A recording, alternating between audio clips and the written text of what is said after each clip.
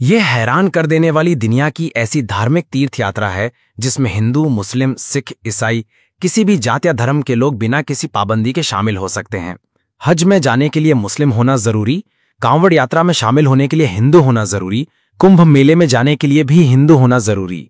लेकिन ये इकलौती ऐसी धार्मिक यात्रा है जिसमें 105 देशों से लोग एक साथ इकट्ठा होते हैं।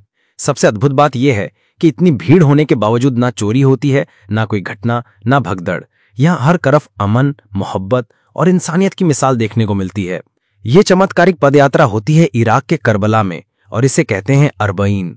हर साल 2 से 3 करोड़ लोग सैकड़ों किलोमीटर पैदल सफर करते हैं और रास्ते में उन्हें दुनिया की सबसे महंगी डिश से लेकर साधारण खाना, पानी, रहना, इलाज सब कुछ बिल्कुल मुफ्त मिलता है।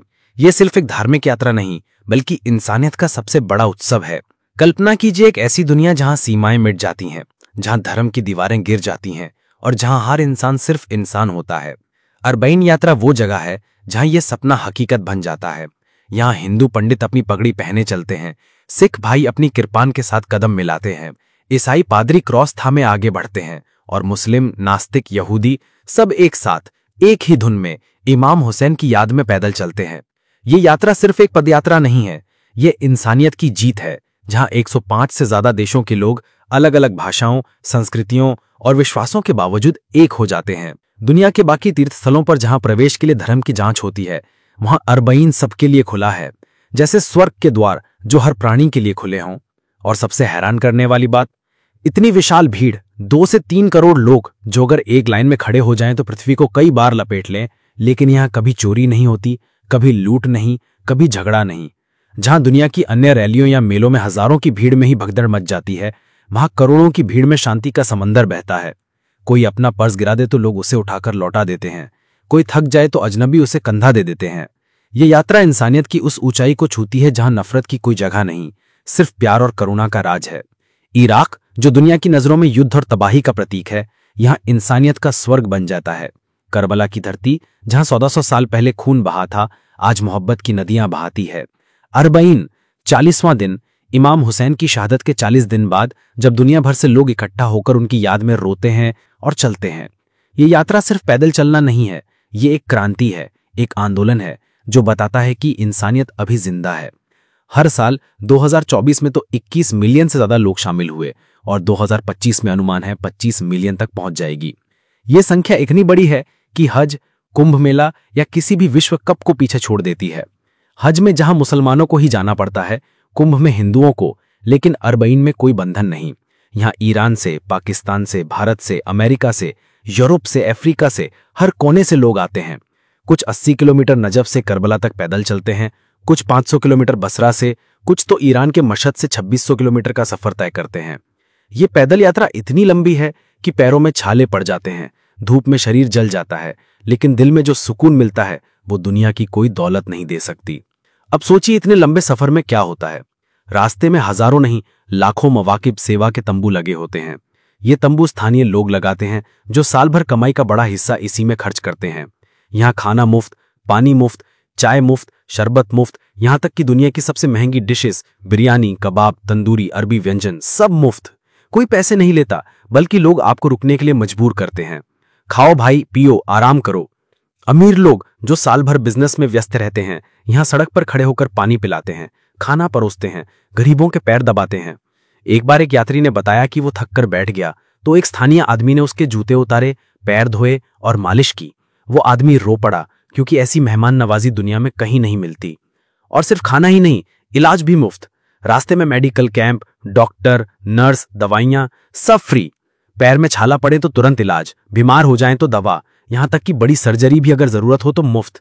एक कहानी है एक गैर मुस्लिम की जो ईसाई था। यात्रा में बीमार पड़ा तो स्थानीय लोगों ने उसे अस्पताल पहुंचाया, इलाज कराया और वापस यात्रा में शामिल किया। वो बोला कि मैंने कभी सोचा नहीं था कि इंसानियत इतनी जीवित है।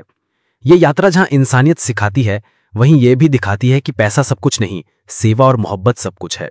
अरबईन की जड़ें 1400 साल पुरानी हैं, जब 680 ईस्वी में इमाम हुसैन, पैगंबर मोहम्मद के नवासे, ने यजीद के अत्याचार के खिलाफ आवाज उठाई।